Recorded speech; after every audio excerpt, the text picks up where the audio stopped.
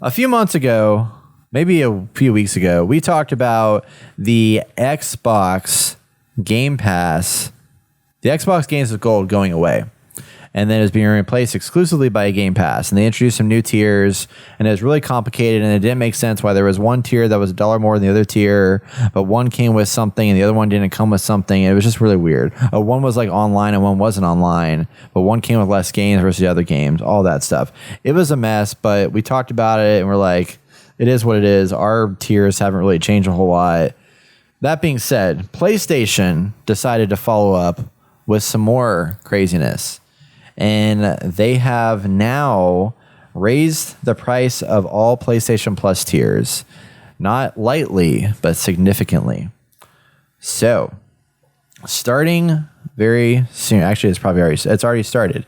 The passes are now, if you have PlayStation Plus Essential, which is the base model PlayStation Plus that gives you just basically the free games every month plus access to play online, has gone from $59.99 for 12 months to $79.99. So it's an extra $20 a year to play games online and get your free games every month. And then the PlayStation Plus Extra, which gives you access to the games catalog, but not a lot of games catalog, mainly just the PS4, I believe is what it was. And that's going to go from $99 to $134.99. So an extra $35 for that guy. And then the PlayStation Plus Premium, which gives you access to everything, PlayStation 4, PlayStation 3 stuff. And then streaming, I believe, is also included in that. Cloud streaming, thank you. Is going from $119.99 to $159.99. So that is a $40 increase. Jeez, dude. So, this is right before the announcement, the release of the PlayStation Portal coming out in November, and obviously we've seen Xbox drop their free games per month. So PlayStation is the only one that does this, where they have free games coming out every month, which has always been good games, but they're always traditionally older-ish and stuff like that. So yeah, you can't get out of this. This is the new pricing. So you're stuck. And the Essential isn't as bad, but it's still the fact that's weird to me that they're raising the prices without.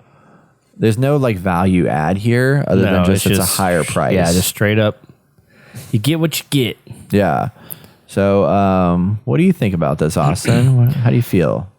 I don't like it. Well, for one, I don't play many online games. Right. I stream a lot. So, having access to the internet and being able to stream is great. And you stream games? No. I stream Netflix and stuff like that. Oh, okay. Yeah. Got it. So, it's okay, cool. I like that. But I just don't see why we're increasing it. Has there been any explanation whatsoever? Yes. Sony explains in their blog post that this price adjustment, this is a quote, this price adjustment will enable us to continue bringing high quality games and value added benefits to your PlayStation Plus subscription service. So far, there are no new benefits that have been provided, but we will help. Yeah. We will do more. And granted, inflation's happening. Everything's going up in price and stuff like that. It's just I feel like from a customer service perspective, if you're going to release something new like this and increase a price point, not really something new, but just increase a price point, do something, even if it's super minor. Some little extra bonus of make them feel like they're getting more for their extra money they're about to spend, and they're not doing that, which I was very shocked to see. It makes me think twice about having the PlayStation Plus Essential pack. Yeah, it's not crazy, but it's it would make me want to be man, do I want to? I get enough value out of some of the games. I think that's probably a good thing, but yeah, I almost want to start doing what you do with some other platforms where you subscribe for a little bit and then you cancel a little bit and you subscribe for a little bit and you cancel a little bit. Yeah. But up to this point, I haven't done that because it's been $60. That's $5 a month. So as upset as I'm sure most people will be, PlayStation's lucky. This is a one-time charge a year. So when it comes around, it's like, okay, I bite the bullet. I spend the $80 and I get the benefits all year. And I think that's the only thing that's going to keep people like at bay. You know, like you imagine this is like twice a month or twice a year or something. Well, yeah. Well, I mean, there's still a monthly option too, and that's really expensive. But, yeah. Well, there's at that point, it's just not even. Yeah. No, don't even do that. Yeah. It shouldn't exist. And I mean, I don't even think about it honestly when it charges until after it charges. I'm like, oh yeah, I got that. Pops up. Yeah, it just pops up, and you're like, oh, that was right. I mean, yeah, that's the whole point. Is that they know people are just going to continue buying it. Yeah, because it's that one-time charge a year that you don't even see on your credit card unless you're checking it every month, which you should be probably. And you know, yeah, it just goes by. Now the other ones, I just don't think it's worth it.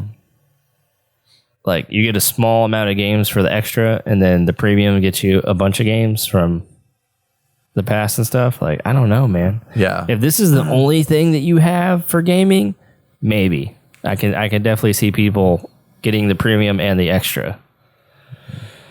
Yeah, it's an extra $1.67 per month for the essential upgrade. So it's not a lot.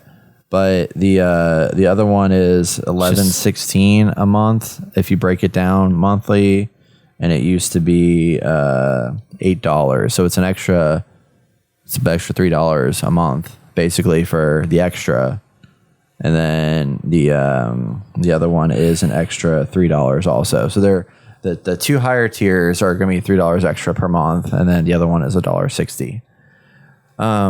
But I mean it's hard to stop it, you know, because like the games library is pretty solid. That comes out every month. I love those. I don't always use them, but I do enjoy them. But it's just it's a scary time, honestly, for like streaming services, because the allure was so nice early on of like, yeah, let's jump on these streaming services. We're going to save so much money.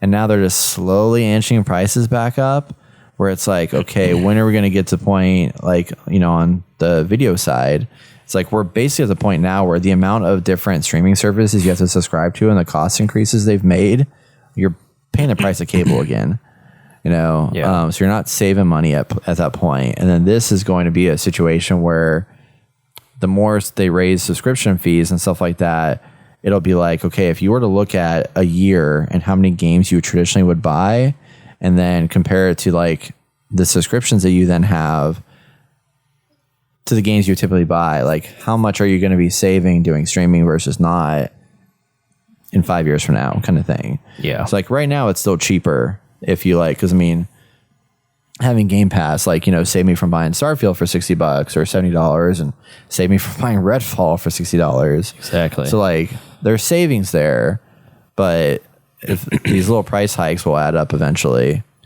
Yeah, I was watching a video about all this stuff because it is culminating to something where it's like, it's just not feasible. Like the service and the price, it's just not feasible over time. Like, trying to remember what they were talking about, but they brought up Xbox and how, yeah, you're only getting $10, but you can only allocate that income to certain games, certain titles. So other games and other titles just like don't get the attention and love they need. And then it's kind of hard to, well, I don't know. That's a good point.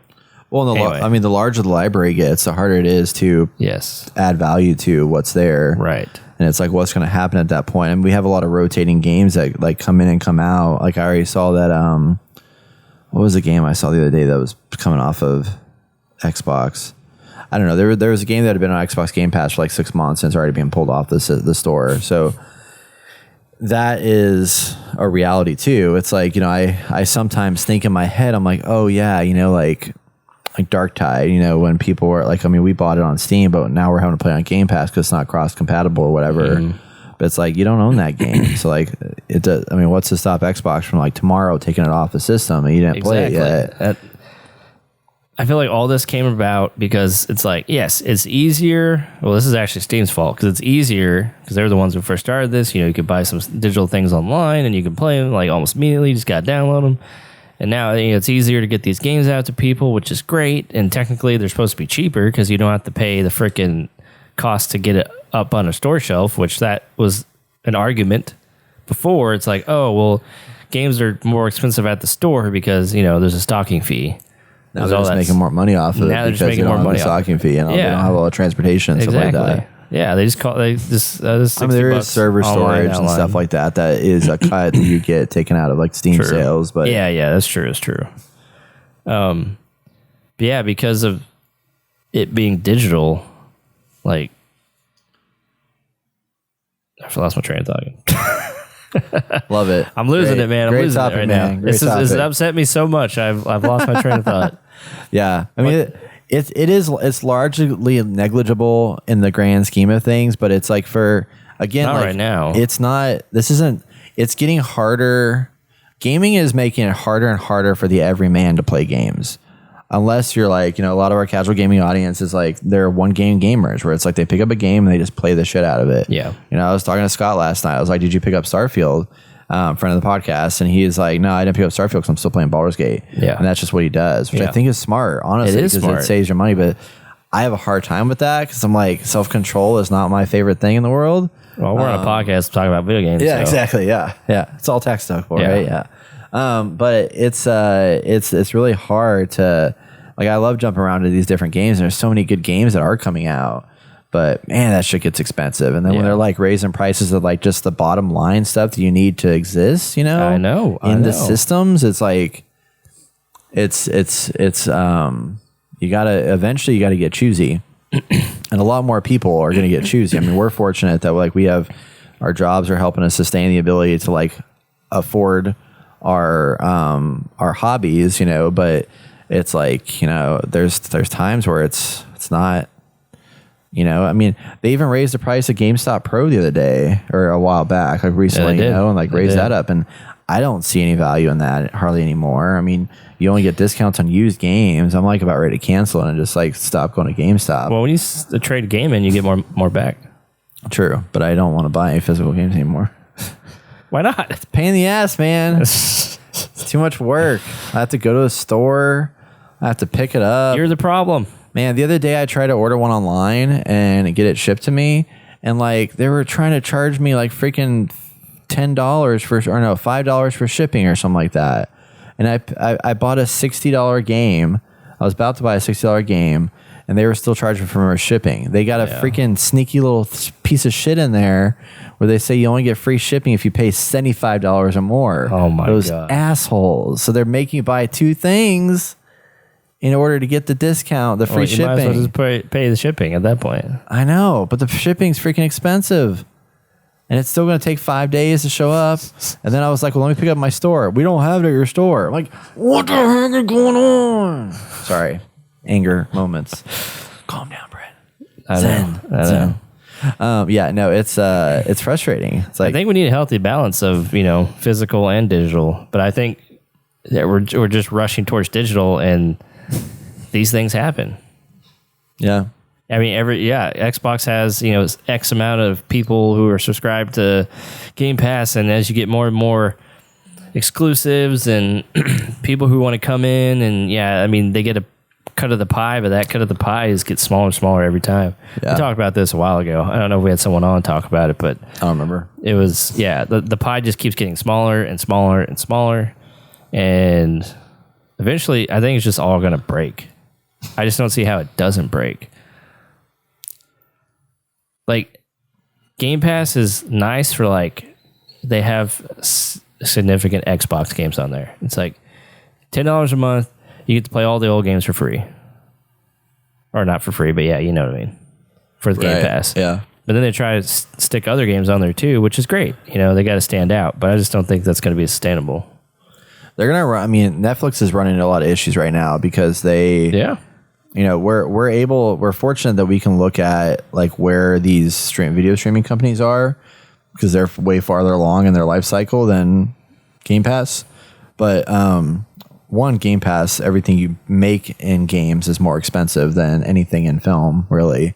And then with Netflix, they don't make a lot of money. Like they're struggling to they got to continue to add more users. in order to actually make like any kind of noticeable profit, because it's so expensive to like license content. Yes. So they started making their own content, but then they're spending a shit ton of money to make content, half of which isn't that great. Yeah. So at this point, they're just like throwing shit out there at the door and hoping something sticks with like a niche audience. How about this? Would this work for you? Back in the day, you know, some of y'all might not remember this, but there used to be video rental stores. So you'd go out and you're like, oh, I'm going to rent this. I'm going to rent that. You know, I got a few videos for the weekend. Maybe watch one Friday, Saturday, Sunday, and then return them on Monday or however long you get to keep them for. How long could you keep them for? 5 days. 5 days? Usually, okay. yeah.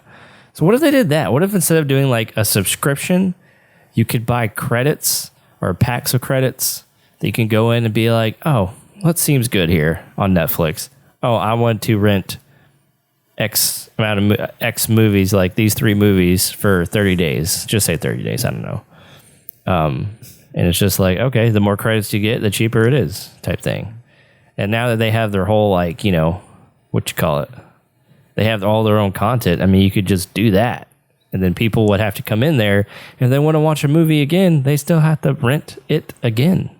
Or maybe it's like if you've already seen it, you can get like a discount because you've already seen it. Something like that. So there's no subscription, but people got to pay money every time they want to go in and view something. That might be more sustainable than freaking $5 a month or $8 or whatever. Yeah.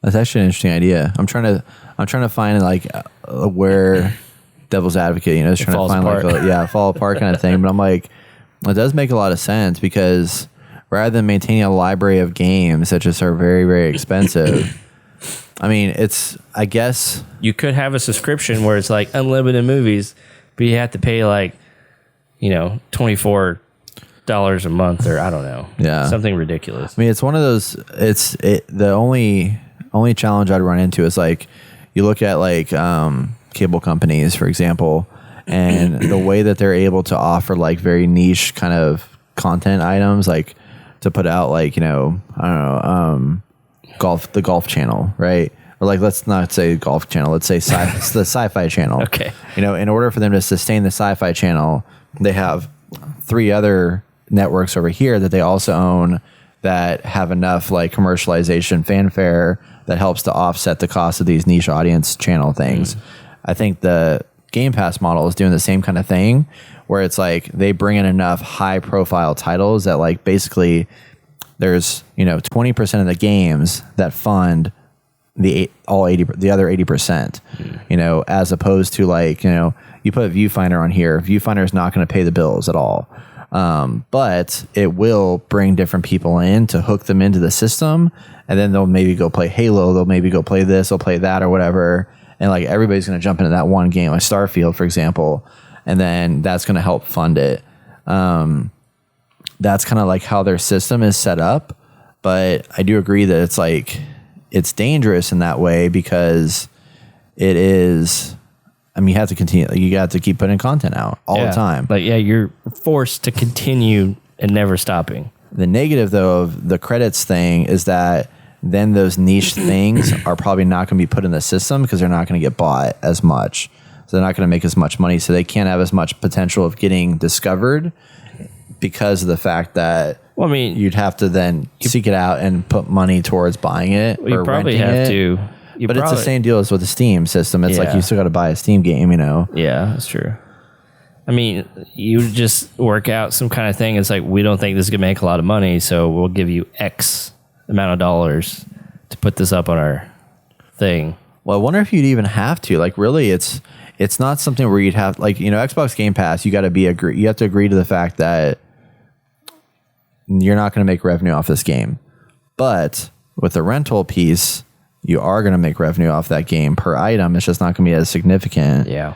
But it's like you could open it up to be like, okay, honestly, like Steam could turn that on their store where it's like you want to rent this game, pay for a credit, say, you know, like you said, like, well, so Audible works this way. So audible.com. So you pay, I think, $20 a month for Audible, $15 a month, something like that. I think it's $15. And you get one credit per month. Yep. Because I've been subscribing to them for a while now, and I get 1 credit per month. The credits always stay with me as long as I keep my subscription active. and I bank credits. So like right now Yeah. I have 9 credits because I'm behind on like just getting books. So I can just go and get 9 books right now that I've already prepaid for. But if I cancel, all those credits go away. You stay on top of that? Yeah. Because I had like 6 credits that I got from like back in the day before the pandemic, and I finally went into Audible. I was like, oh, I need to get some new books. Sorry, your credits have expired. Yeah, they expire. Like, yeah. what the fuck? They email you and tell you that it expires after a while. On an email that I don't look at very often now. Yeah. And I was fuck. So they gave me a good deal, and I had I got like 3 credits up front, and then but I have to like keep the subscription for X amount of months or something like that. I do like that idea because it's like it sounds like an older model. I think it is kind of an older model, but it's I think it's a good model in a way because like also as an Audible member, not only do you get credits you can buy that's 1 per month, you can like just use it on a game, which they could do the same thing. It's like you pay $15 a month, you get a credit that you can use to like pay for a game, or you can then use it to get discounts on other games. I mean, Game Pass does have that where you do get discounts to buy games, but if you get a credit, that's enough. Like I like the rental idea because you're not going to get a credit per month per se for like a $60 game, but just giving them access to like, okay, you can rent this game with a credit that you pay $5 a month for. And Prime Video and YouTube do this. It's like $3 to $5 to rent a movie for you have 30 days to watch it, but once you start it, you have 48 hours to finish it. Yeah, type thing. And I was like, I think it works. Yeah, I think collecting the credit would be cool. So I like the idea of renting a game, like going back to that, but in a digital mindset where it's but you probably rent it like 30 days. Like you have 30 days to play this game. Yeah, and you can re-rent it for another 30 days. Well, it prevent you too from like signing up for a Game Pass for a game and then canceling and then signing back up. It's just like get somebody on a subscription, and then they can rent whatever game that they want to throughout that time. But make it cheaper than Game Pass. Yep. So you can still get access to credits, but you just rent them instead. You don't own them. You just you don't have infinite access. You just got 5 days access or 30 days access. Or spend $100 a year, and you get unlimited access. Like they do for the EA Play. Well, that's basically Game Pass. I mean, Game Pass you can pay annual. No, actually, no, you can't. I don't think you can. Actually, it's it's every month. So that you pay $120. Yeah. So I don't know. I think there's a way to have like the pass, or like a subscription, but like raise the prices. That makes everyone happy. Well, it doesn't make us happy, but and then bring in the credit system. Yeah, the rental idea I think is interesting because I would definitely see myself like Viewfinder. Like I would use the credit on that and not spend $20 on it. But then that kind of hurts them because then they made more money off of me if I bought it than if I didn't. But how many times, like I feel like that's part of our issue with society is that we're like, oh, we have it all. So like I'm gonna watch this, and it's like, oh, it's whatever. I don't want it. I don't like it. Click, oh, let me find something else. And you spend like an hour looking for something that you think you might like. And this is like, okay, I know what I like. Does any of this hit my markers? And if it does, cool. I'm going to rent it. I'm going to check it out. I like the trailer. And then you're kind of forced to watch it. And you might not like it at the beginning, but it could be something that ends up being like really something special. Yeah. That normally you're just like, whatever, throw it aside. And I think we're spoiled that way. Yeah. There's a whole dynamic to it. Yeah. That's interesting. Anyway. Yeah. Good thoughts. So we are not super excited about the price increase, but it is what it is. They raised the price, didn't give us anything bonus on top of it, but inflation's happening. It's an unfortunate state of the world that we're in right now, but I don't know. Maybe they'll add a rental system. That'd be kind of cool. Add a credit system instead. Like, how long is Game Pass sustainable? How long is PlayStation Essentials, for 3 free games a month sustainable? Like all that stuff. Maybe they'll find a new method in the future and it'll make everybody happy. Probably not, but no, never make everyone happy, but but some good thoughts for sure. So let us know what you like the best in the comments. Would you want a rental system to come back? Blockbuster but digital, that could be interesting.